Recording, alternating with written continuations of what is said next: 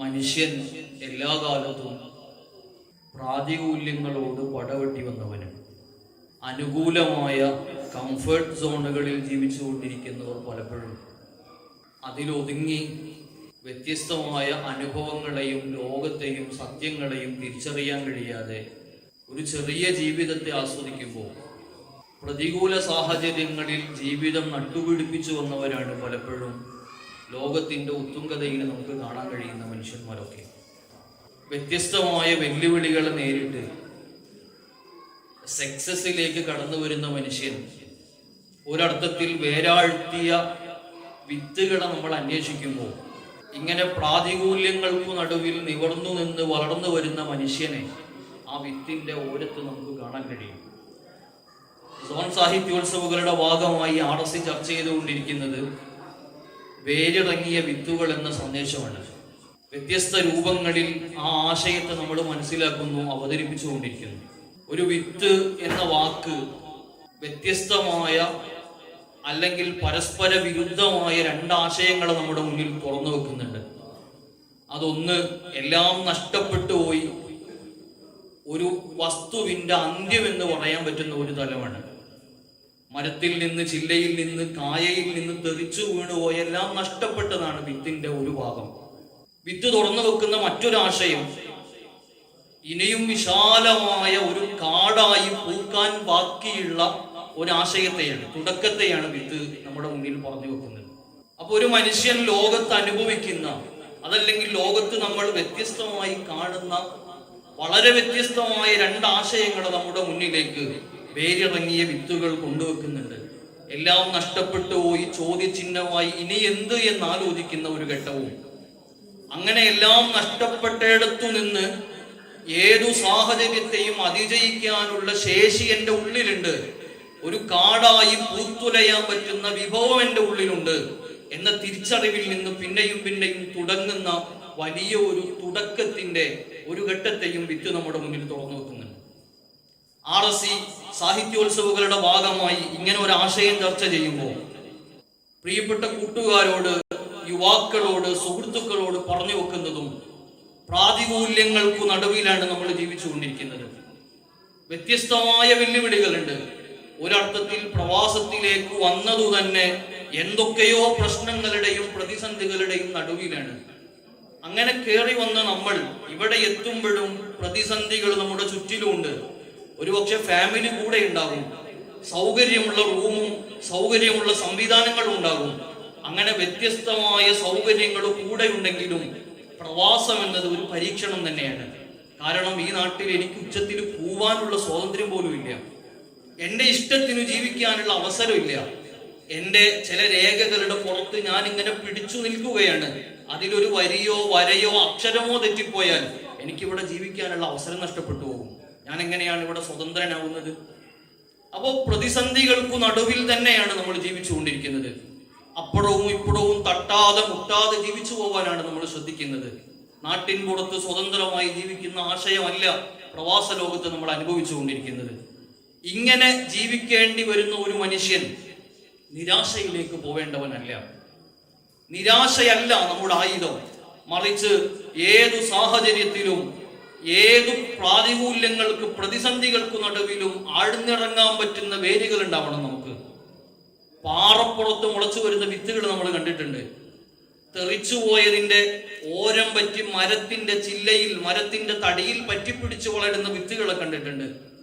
മരുഭൂമിയിൽ തളിർത്തു പൊന്തുന്ന വിത്തുകളെ കണ്ടിട്ടുണ്ട്. അങ്ങനെ ഇന്ന സ്ഥലത്തെ ഞാൻ വളരൂ എന്നല്ല, എനിക്ക് ജീവൻ ബാക്കിയുള്ള കാലത്ത് ഈ ഭൂമിയുടെ ഏതു മണ്ണിൽ വീണാലും എനിക്കിവിടെ വളരാനുള്ള സാധ്യതയുണ്ട്. ആ സാധ്യത പുറത്തുള്ള മണ്ണിനെ ആശ്രയിച്ചോ ലഭിക്കുന്ന ജലത്തെ ആശ്രയിച്ചോ അല്ല, ഈ വിത്തിന്റെ ഉള്ളിലുള്ള ശേഷിയുണ്ട്. ഞാൻ നേരത്തെ സൂചിപ്പിച്ച പോലെ ഒരു കാടായി പടർന്നു വന്നലിക്കാൻ പറ്റിയ ശേഷി ഈ വിത്തിനകത്തുണ്ട് എന്ന് പറഞ്ഞ പോലെ എൻ്റെ ഉള്ളിൽ ഏതു നാട്ടിലും ഏതു സാഹചര്യത്തിലും പടർന്നു വന്നലിക്കാനുള്ള വിഭവമുണ്ട് എന്ന് തിരിച്ചറിയാൻ നമുക്ക് സാധിക്കണം. ആ തിരിച്ചറിവിൽ നിന്നാണ് നിരാശ എന്ന, അതല്ലെങ്കിൽ സങ്കടം എന്ന, പൊട്ടിക്കരയുന്ന, ഒറ്റപ്പെട്ടു ജീവിക്കുന്ന ഏകാന്തമായ ആശയങ്ങളെ തന്നെ നമ്മൾ തുടച്ചു മാറ്റേണ്ടത്. നമുക്ക് ആൾക്കൂട്ടത്തിനിടയിലേക്ക് ഇറങ്ങി വരണം. മനുഷ്യനായി സമൂഹത്തിന്റെ മുന്നിൽ ഏതു സാഹചര്യത്തിലും തല ഉയർത്തി ജീവിക്കാൻ നമുക്ക് സാധിക്കേണ്ടതുണ്ട്.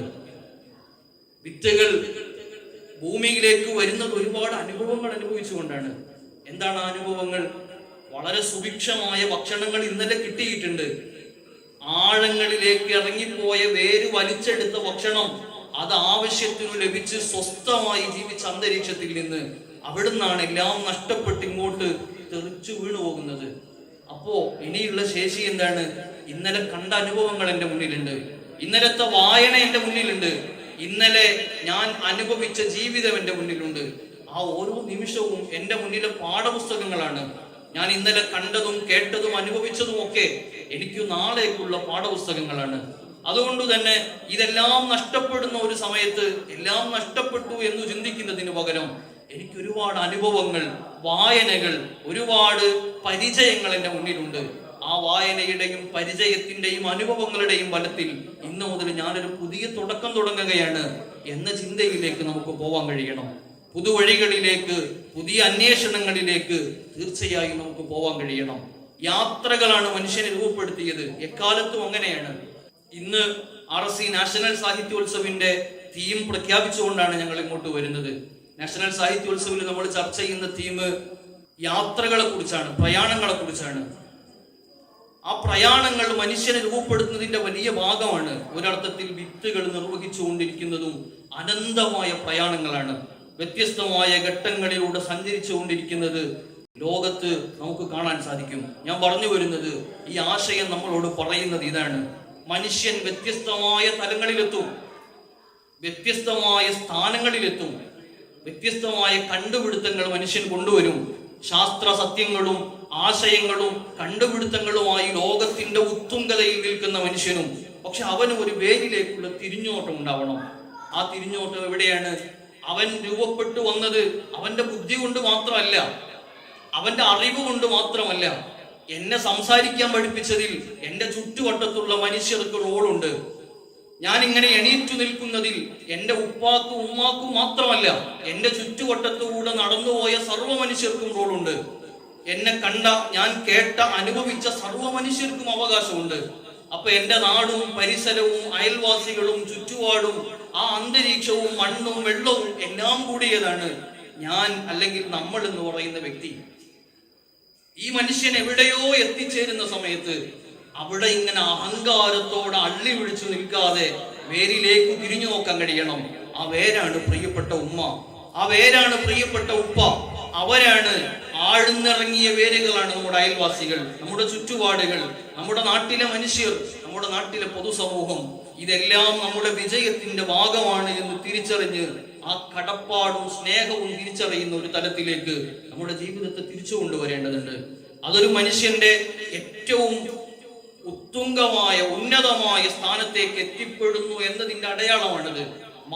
മനുഷ്യന്റെ ഉന്നതി അത് തീരുമാനിക്കേണ്ടത് അവന്റെ മനസ്സാണ്. മനസ്സാണ് ഉന്നതമായ സ്ഥാനത്തേക്ക് സഞ്ചരിക്കുന്നത്. ആ ഉന്നതമായ മനസ്സുള്ള ഒരാൾക്ക് കഴിഞ്ഞുപോയ വഴികളെ, വന്ന വഴികളെ, തന്നെ പാലൂട്ടി വളർത്തിയ വള്ളം തന്ന, അന്നം തന്ന വഴികളെ ഒരിക്കലും നിരാകരിക്കാൻ കഴിയില്ല. മനുഷ്യന്റെ സ്വാഭാവികമായ ഒരു സ്വഭാവമുണ്ട്. അതെന്താണ്? കൂടിയിരിക്കലാണ്. നേരത്തെ ഇവിടെ ഉദ്ഘാടന ഭാഷണത്തിൽ സൂചിപ്പിച്ച പോലെ നമ്മളൊക്കെ ഇവിടെ വന്നത് സമ്പാദിക്കാനാണ്, ക്യാഷ് ഉണ്ടാക്കാനും സ്വൈര്യമായ സ്വസ്ഥമായ ജീവിതം ഉണ്ടാവാനുമാണ്. ഇവിടെ ഒരുമിച്ച് കൂടിയതോ എത്ര റിയാലാണ് നമ്മൾ ചെലവഴിച്ചത്? ഇവിടെ ഒരുമിച്ച് കൂടുന്നതിന് നമ്മുടെ ആരോഗ്യം, മാനവ വിഭവശേഷി എത്രയാണ് നമ്മൾ ചെലവഴിച്ചത്? എന്താണ് ഇതിന്റെ പിന്നിലുള്ള പ്രേരകം? ഈ പ്രേരകമാണ് മനുഷ്യന്റെ സ്വാഭാവികമായ സ്വഭാവം. എന്താണത്? ചേർന്നിരിക്കണം, കൂടിയിരിക്കണം, ആളുകളോട് ഒട്ടിച്ചേർന്നു നിൽക്കണം. ഇത് മനുഷ്യന്റെ സ്വാഭാവികമായ സ്വഭാവമാണ്. അതുകൊണ്ട് തന്നെ ആൾക്കൂട്ടത്തിൽ നിന്ന് മാറിപ്പോകുന്ന, ഒറ്റപ്പെട്ടു പോകുന്ന പുതിയ തലമുറയുണ്ട്. ഏതെങ്കിലും ലഹരിയുടെയും മറ്റു വിഷയങ്ങളുടെയൊക്കെ പിന്നാലെ പോയി ഒറ്റപ്പെട്ടു പോകുന്ന തലമുറ, അത് സമൂഹത്തിന്റെ ഭീഷണിയാണ്. അപ്പൊ മനുഷ്യന്റെ സ്വാഭാവികമായ ആ ഒരു ടേസ്റ്റിനെ, ആ രസത്തെ, അതിനെ കൂടെയാണ് ഈ ആശയം നമ്മുടെ മുന്നിലേക്ക് കൊണ്ടുവെക്കുന്നത്. ഏതാണ് മനുഷ്യന്റെ സംഗമങ്ങൾ? നമ്മുടെ നാട്ടിൻപുറങ്ങളിൽ, ഇവിടെയാണെങ്കിലും നാട്ടിലാണെങ്കിലും നമ്മളെ കോർത്തിണക്കിയത് പലപ്പോഴും മതങ്ങളാണ്, വ്യത്യസ്തമായ മതങ്ങൾ. ആ മതങ്ങളുടെ ആശയങ്ങളിലും മതങ്ങളുടെ അധ്യാപനങ്ങളിലും എല്ലാ മതങ്ങളും പറയുന്ന മാനവികതയും സ്നേഹവും സന്തോഷവും ഇതൊക്കെ കണ്ടുകൊണ്ടാണ് നമ്മൾ ഒരുമിച്ച് കൂടിയത്. വിശുദ്ധ ഇസ്ലാം ചേർന്നിരിക്കുന്നതിന്, ഒത്തുകൂടുന്നതിന് വലിയ പ്രാധാന്യം മുന്നോട്ട് വെക്കുന്നുണ്ട്. ഞാൻ അങ്ങോട്ട് പോകുന്നില്ല. പക്ഷെ പുതിയ കാലത്ത് ഈ മതങ്ങളെയൊക്കെ ഒഴിവാക്കണമെന്ന് പറഞ്ഞു വരുന്ന ഒരു തലമുറയുണ്ട് നമ്മുടെ മുന്നിൽ. ലിബറലിസത്തിന്റെ, സ്വതന്ത്രവാദത്തിന്റെ ഇങ്ങനെ വ്യത്യസ്തമായ വാദങ്ങളുമായി കടന്നു വരുന്നവർ. അവിടെ നമുക്ക് നേരത്തെ പറഞ്ഞ കടപ്പാടുകൾ നഷ്ടപ്പെടുന്നുണ്ട്. വേരിലേക്ക് തിരിച്ചു വരാനുള്ള ആ മനുഷ്യന്റെ സ്വാഭാവികമായ സ്വഭാവത്തെ നഷ്ടപ്പെടുന്നുണ്ട്. എന്താണ് പുതിയ അനുഭവങ്ങൾ നമ്മളോട് പറയുന്നത്? ഉമ്മ അതേതോ ഒരു സാഹചര്യത്തിൽ അങ്ങനെ ഒന്ന് സംഭവിച്ചു പോയി, അവരല്ലെങ്കിൽ മറ്റൊരാൾ എന്റെ ഉമ്മയാകുമായിരുന്നു, അതുകൊണ്ട് ഉമ്മാക്ക് പ്രത്യേകിച്ച് റോളൊന്നുമില്ല, ഞാൻ എന്റെ സ്വസ്ഥമായ ജീവിതം. ഉപ്പ എന്നത് ഏതോ ഒരു ഘട്ടത്തിൽ എന്റെ ഭാഗമായി ഞാൻ ജനിക്കാൻ കാരണക്കാരനായ ഒരാൾ, അയാൾ അല്ലെങ്കിൽ മറ്റൊരാൾ, അയാളുമായി പ്രത്യേകിച്ച് ബാധ്യതയൊന്നും എനിക്കില്ല എന്ന് പറയുന്ന തലമുറ വരുന്നത് ഈ കൂടിച്ചേർന്നിരിക്കാനുള്ള അവസരങ്ങൾ നഷ്ടപ്പെടുത്തി ഞാനും എന്റേതും എന്റെ സുഖവും എന്റെ രസവും മാത്രം എന്ന് പറയുന്ന തലത്തിലേക്ക് നമ്മുടെ സമൂഹം ചിന്ത മാറിപ്പോകുമ്പോഴാണ്. അതുകൊണ്ട് ഞാൻ ഒറ്റക്കുള്ള എന്റെ മാത്രമായി ചുരുങ്ങുന്ന ഘട്ടങ്ങളൊക്കെ അപകടങ്ങളാണ് രാജ്യത്ത് സമൂഹത്തിന് സമ്മാനിച്ചു കൊണ്ടിരിക്കുന്നത്. പുതിയ കാലത്തെ യുവത്വത്തെ, വിദ്യാർത്ഥികളെ നമ്മൾ ഭീതിതമായി നോക്കുന്ന ഒരു ഘട്ടം അതാണ്. അവർക്ക് കൂടിയിരിക്കാൻ താല്പര്യമില്ല, സംസാരിച്ചിരിക്കാൻ താല്പര്യമില്ല, ആൾക്കൂട്ട് അവർക്ക് ഇഷ്ടമില്ല. അവർക്ക് ഒറ്റയ്ക്കിരുന്നു കൊണ്ട് രസിക്കാനും രമിക്കാനും ആസ്വദിക്കാനുമാണ് താല്പര്യം. ആ ഘട്ടത്തിൽ നിന്ന് RSC പ്രിയപ്പെട്ട കൂട്ടുകാരോട്, സ്നേഹജനങ്ങളോട് പറയുന്നത്, നമ്മുടെ ഈ വേരിലേക്ക് ഇന്നലകളിൽ വെള്ളം തന്ന നാരായ വേരിന് നമുക്ക് കാരണക്കാരായ നമ്മുടെ പ്രിയപ്പെട്ട മാതാപിതാക്കളിലേക്ക്, സമൂഹത്തിലേക്ക് നമുക്ക് തീർച്ചയായും ഉത്തരവാദിത്തങ്ങളുണ്ട്. അതുകൊണ്ട് ഇത്തരം ആശയങ്ങളുടെ പിന്നാലെ പോവാതെ ഇന്നലകളിൽ നമ്മുടെ സമൂഹം ഏതു രൂപത്തിലാണോ നമ്മളെ മുന്നോട്ട് കൊണ്ടുവന്നത് അതിലൂടെ നമുക്ക് സഞ്ചരിക്കാൻ കഴിയണം. വിശുദ്ധ ഇസ്ലാം മുന്നോട്ട് വെക്കുന്ന ഒരു ആപ്തവാക്യമുണ്ട്, വിശുദ്ധ ഖുർആൻ അത് പഠിപ്പിക്കുന്നുണ്ട്. എന്താണത്? കഴിഞ്ഞ കാലത്തെ സമൂഹം അവരേതൊരു ആശയത്തെ, ഏതൊരു സംസ്കാരത്തെ മുറുകെ പിടിച്ചാണോ വിജയിച്ചത്, അതേ സംസ്കാരത്തിലേക്ക് നിങ്ങൾ തിരിച്ചു നടക്കാത്ത കാലത്തോളം നിങ്ങൾക്ക് വിജയിക്കാൻ കഴിയില്ല എന്ന്. അതിനർത്ഥം ഈ ഇന്റർനെറ്റും AI ഒക്കെ ഉള്ള യുഗമൊക്കെ ഒഴിവാക്കി പഴഞ്ചനായി പോകണം എന്നല്ല. പക്ഷെ അവർ ഉയർത്തിപ്പിടിച്ചൊരു മൂല്യമുണ്ട്. ആ മൂല്യമാണ് അവരുടെ ഏറ്റവും പ്രധാനപ്പെട്ട വാല്യൂ. ആ മൂല്യത്തിലേക്ക് തിരിച്ചു നടക്കാത്ത കാലത്ത് ഏതു ടെക്നോളജി ഉണ്ടെങ്കിലും നമുക്ക് വിജയിക്കാൻ കഴിയില്ല. അതുകൊണ്ട് ആ മൂല്യത്തെ ചോർന്നു പോവാതെ സംരക്ഷിക്കേണ്ടത് നമ്മുടെ ഉത്തരവാദിത്തമാണ്. ഞാൻ എന്റെ സംസാരം അവസാനിപ്പിക്കുന്നു. നമ്മളൊക്കെ പ്രവാസികളാണ്. പ്രവാസ ലോകത്ത് 10, 40, 50 ഒക്കെ വർഷം ചെലവഴിച്ചവരുണ്ട്. ഈ പ്രവാസ ലോകത്ത് പ്രവർത്തിച്ചു കൊണ്ടിരിക്കുന്ന നമ്മൾ ഒരർത്ഥത്തിൽ വളർന്നു പന്തലിച്ച ഒരു പടുവൃക്ഷമാണ്. എങ്ങനെയാണ് ആ വൃക്ഷം? ആ വൃക്ഷത്തിന്റെ തണല് പറ്റി അതിൽ നിന്ന് വിത്തുകൾ വീണപ്പോൾ പിന്നെയും പിന്നെയും തലപൊക്കിയ ബിൽഡിങ്ങുകളുണ്ട് നമ്മുടെ നാട്ടിൽ. നമ്മുടെ നാട്ടിലെ വിദ്യാഭ്യാസ സ്ഥാപനങ്ങൾ, മതസ്ഥാപനങ്ങൾ, നമ്മുടെ നാട്ടിലെ സാംസ്കാരിക സമുച്ചയങ്ങൾ, നമ്മുടെ നാട്ടിലെ ഭക്ഷണ സംസ്കാരത്തിന്റെയും വസ്ത്ര സംസ്കാരത്തിന്റെയും എല്ലാ ഘട്ടങ്ങളെയും ഇങ്ങനെ തഴുകി തലോടി നല്ല പച്ചപ്പിലേക്ക് കൊണ്ടുവന്നതിൽ പ്രവാസികൾക്ക് വലിയ പങ്കുണ്ട്. അതുകൊണ്ട് തന്നെ ഞാനൊന്നും ചെയ്തില്ല, എനിക്കൊക്കെ നഷ്ടമാണ് എന്ന ചിന്തയിലേക്ക് നമ്മൾ പോവേണ്ടതില്ല. ഇന്നലെ നമ്മൾ അനുഭവിച്ച വേദനകളുടെയും ഒറ്റപ്പെടലിന്റെയും റിസൾട്ട് നമ്മുടെ നാട്ടിൽ അവിടുത്തെ സംസ്കാരമായി, സാമൂഹിക ഉദ്ധാരണമായി അവിടെ നമുക്ക് ഇന്ന് കാണാൻ പറ്റുന്നുണ്ട്.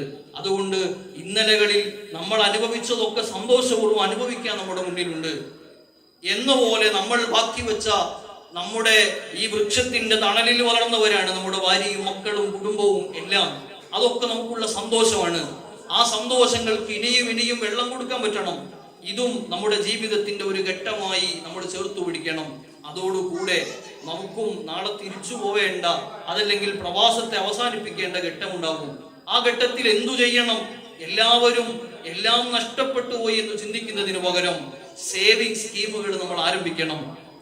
ഇത്രയേ എനിക്ക് കിട്ടുന്നുള്ളൂ, അതിൽ എന്തു സേവ് ചെയ്യും? കിട്ടുന്നതിന്റെ അനുപാതം അനുസരിച്ച് ചെയ്യാൻ പറ്റണം. അങ്ങനെ മാറ്റിവെക്കുന്ന ഒരു സംസ്കാരം, എല്ലാം നഷ്ടപ്പെട്ട് എല്ലാവരും മാറ്റി നിർത്തുമ്പോഴും നമുക്ക് ജീവിക്കാനും നമുക്ക് വിശ്രമിക്കാനും ആവശ്യമായത് സമ്പാദിക്കാനുള്ള ശീലം കൂടെ നമ്മുടെ കൂടെ കൊണ്ടു നടക്കണം. ഞാൻ എൻ്റെ വാക്കുകൾ അവസാനിപ്പിക്കുന്നു. പറഞ്ഞു വന്നത്, ഏതു സാഹചര്യത്തെയും അതിജയിക്കാൻ, ഏതു ഘട്ടങ്ങളെയും അതിജയിക്കാൻ നമുക്ക് സാധിക്കുന്നതോടൊപ്പം ഏതു ഉന്നതിയിലെത്തിയാലും സമൂഹത്തിന്റെ ഇന്നലകളിലേക്ക്, നമുക്ക് വെള്ളം തന്നവരിലേക്ക് തിരിഞ്ഞു നോക്കാനുള്ള ഒരു നനവ് നമ്മുടെ മനസ്സിൽ ബാക്കിയുണ്ടാവണം എന്ന് മാത്രം ആഗ്രഹിച്ചുകൊണ്ട് വാഖിറു ദഅ്വാനാ അൽഹംദുലില്ലാഹി റബ്ബിൽ ആലമീൻ. അസ്സലാമു അലൈക്കും വറഹ്മത്തുള്ളാഹി.